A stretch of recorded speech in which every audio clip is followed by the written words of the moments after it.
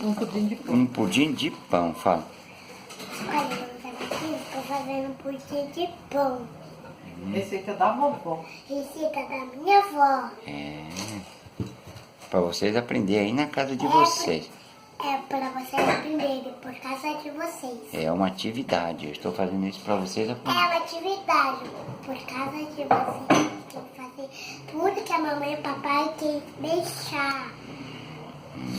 Mas tem que fazer junto com o vovô e com a vovó, junto. É. Depois que a mamãe e o papai deixarem, sabe o que é isso? É isso mesmo. Não. Então a minha avó é uma professora de aula. Então você vai primeiro a fazer aula para fazer o negócio que aí eles estão fazendo igual da minha avó. Pudim de pão da minha avó.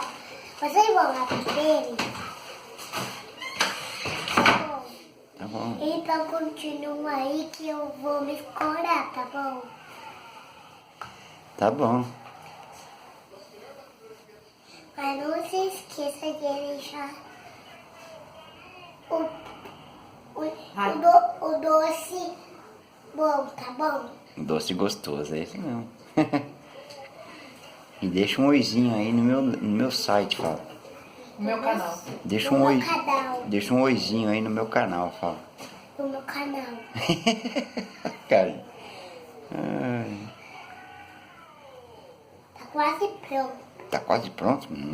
Vai pro... Tá pronto. Tá. Será que vai pro forno isso aí agora? Vai. Agora vai. Agora vai pro forno? Tá gostoso? Experimenta aí. Que merda. Tudo você experimenta, né? Agora a vovó vai colocar aqui, esse aqui tá quente, tá? Agora a gente vai despejar aqui. Deixa Eu que... posso também? Não, tá quente. Esse tá Não, quente. não pode só. Esse tá quente, Chuchu.